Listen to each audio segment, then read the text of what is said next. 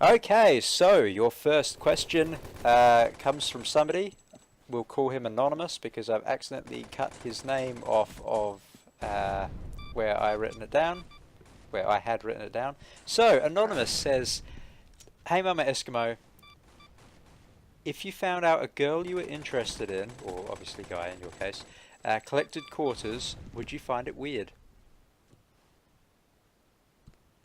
Collect, like, just any quarters or like limited edition I quarters? don't have any further information.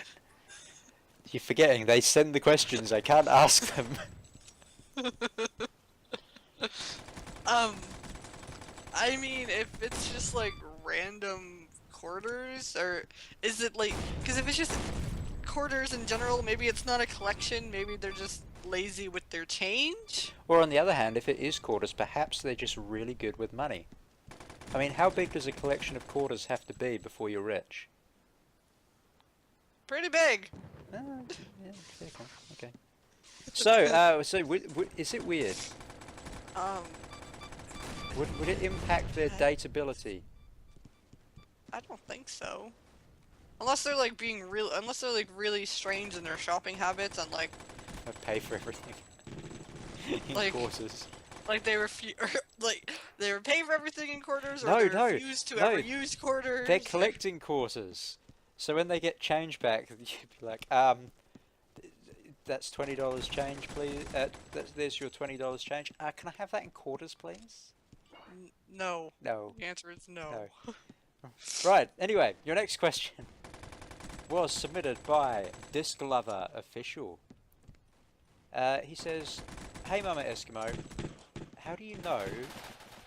How do I know if I've clogged the toilet? I've been flushing out things I should have not, and now I'm really worried if it caused some damage. How do I know?" Well, if you flush the toilet and it doesn't flush, your toilet's clogged. If you flush the toilet and it does flush, toilet's not clogged. True. Clogged and dirty are not the same thing. True. I'd like to point out that as a homeowner that has experience in clogged toilets, just because your toilet is flushing does not mean that it's not clogged. Your septic tank could still be clogged, which is going to cause you some serious problems down the line. But that's not your toilet clogged, that's your septic tank clogged. Fair cool. But, you know, same thing applies. Anyway, your next question. Sorry, no, your answer was, how do you find out if a toilet's clogged? If it flushes, it's not. Yeah. Right. Okay. Your next question, submitted by Don't Hate Me. That's gonna be hard. So just some background here. This is submitted by a 35-year-old female. Good for her. Yep. Hey Mama Eskimo, I am married but separated, still living together. One teenage son, and I am in love. Sorry? Economy's rough. And I am in love with a wonderful man who does not live nearby, and we want to move closer together. Trying to figure out how to connect the dots on getting us together. Please don't ask if my marriage can be saved or suggest couples therapy. It's done. Looking for any lessons learned on how to make this happen. I'm unsure of how/when to raise this at home, as the house will need to be sold and I want my son to move with me. So this is quite a deep question. I think what she wants to know is, how do you bring that up with her ex-husband? Well, depending on which of them owns the house. If she's the one, if the house is in her name, she says, you get to say, I divorced your ass. I'm nice enough to let you live in my house. I can bring whomever I want into my house. It is my house. Tough shit. If it's in his name, just go teenager style and sneak behind his back. Was? What? I wasn't listening to your question. The question was, right, so she's married but separated and they still live together and they have one son, but she's met another man who doesn't live nearby and she wants to move to him. Oh, I thought she wanted to like have sex with him. Oh, they've probably done that. I wasn't listening. I was like, you want to have sex with him? Just bring him in the house. No, so I think her question is, what with her and her ex obviously sharing a son together, sharing a son, having a son together. Um, how is that going to work? Because she wants to take the son with her. Well, I don't know if this man lives like really far away or if he lives like in the next town over. She just says he does not live nearby. Because if he just lives in like the next town over, I'm sure you could figure out something in terms of visitation or something. But if he lives like say in another country, depending on where you live, I don't know if you legally can take the kid with you. Good point. Good point. So yeah, in basically your advice is to check the laws in your current area of residence. And proceed with caution. Proceed with caution. And as we mentioned in the last episode, talk to him. Yeah. Yeah. Talk to the guy, talk to your husband, talk to your kid if he's any older than like 10. I mean, they said he was a teenager. Definitely talk to your kid if he's a teenager. Yeah. Yeah. So anyway. Sorry. Moving on. Your next question is submitted by 21 Girl 21. And surprisingly, it starts with the words, "I'm 24, female." He's 25, male, and we got back together. I have a secret. Hi, Mama Eskimo. Me and my boyfriend broke up last June after dating for 2 years and had no intentions of getting back together. In October, I started sleeping with someone out of loneliness, and it lasted till about mid-November, which is what? Is she still dating the boyfriend at this point? No, they broke up. Broke up last year in June, and this is October to mid-November, so about a month and a half of sleeping with this other guy. In the beginning of December, me and my ex rekindled our relationship and started to see each other again, deciding to take it slow. Should I tell him about the guy I slept with? I feel so guilty, but I know it would crush him. Well, you weren't dating. It's not like you were cheating on him. Exactly. You haven't done anything wrong.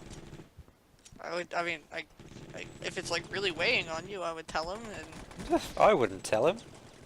I don't know. I feel like it's hypothetical, in the unlikely chance that this works out with the ex the second time, because it hardly ever does work the second time. And let's say 5 years from now, you know, somehow it comes up in conversation. That could potentially hurt more than if you told him now. True, but then again, there's no actual reason why it would come up in conversation, is there? Oh, by the way, honey, that period of time, like the 6 months where we weren't together, did you sleep with anyone else? That's a question that couples might ask each other, actually. No, okay, yeah, no, actually, okay, think about it, yes, that's... I could see that coming up in conversation. Okay, so what was your advice? You give some advice, because I've got some good advice here. You go first. Tell your boyfriend, just like, I don't know, just like, approach it, like, don't make it seem Proceed like with caution. I wouldn't make it seem like a huge deal. I just feel like, you know, just say that you want to be honest with each other and just say like, you know, maybe ask him if he did anything while you guys were separated, and, you know, like, make it clear that, regardless of if you are or not, make it clear that that you're not going to be mad at him either way, and then you can share your experience, and then hopefully you're both adults about it, and that's that. I mean, you'll probably both be upset, but the make-up sex will be great.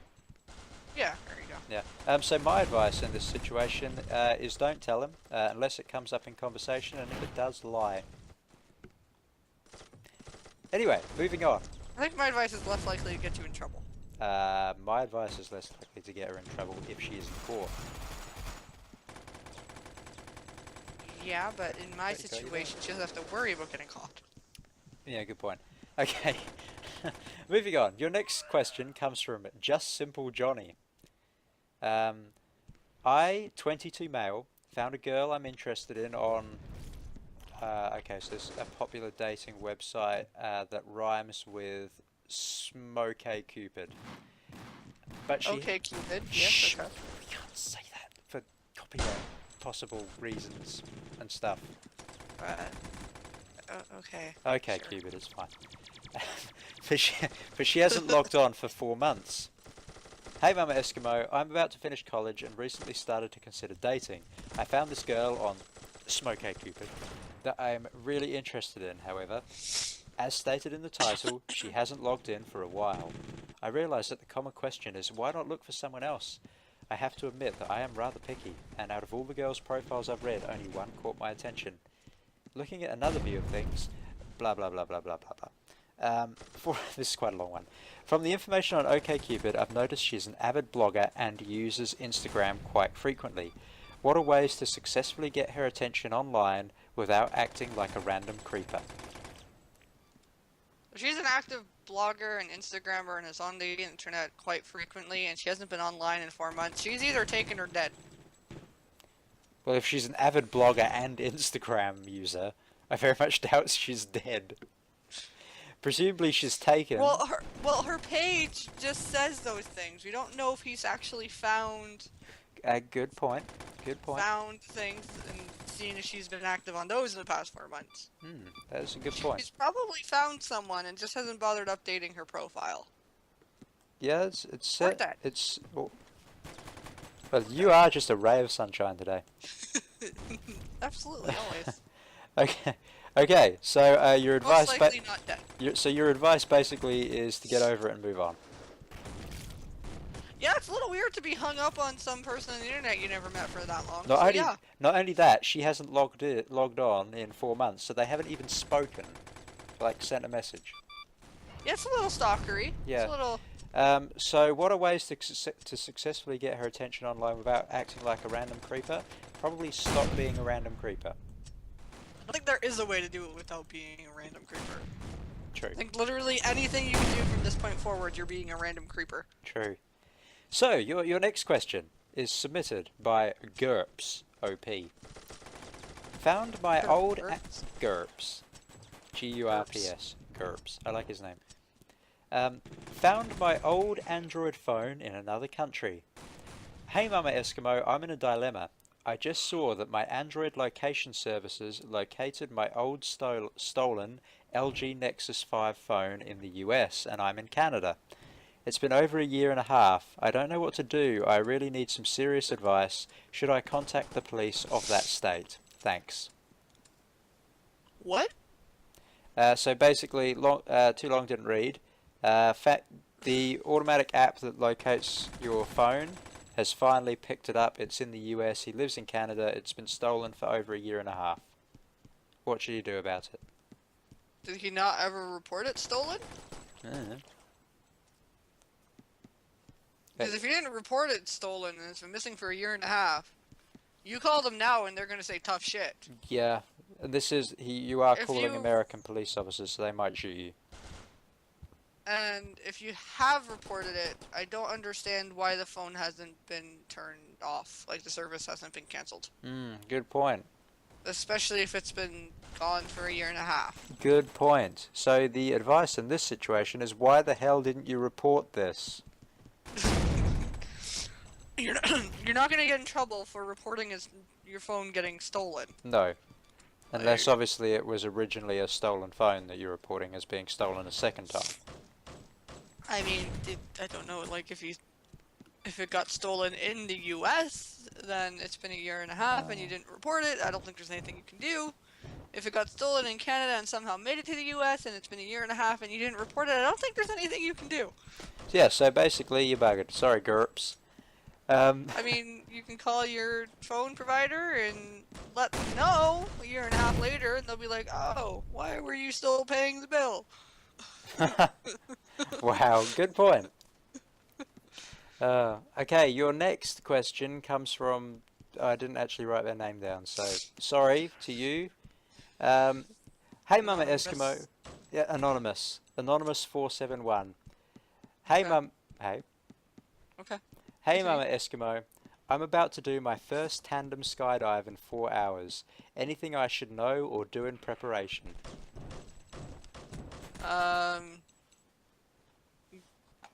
Good luck. Don't die. Make sure your parachute is functioning. That is one of the very first things that you should do in advance of your tandem skydive.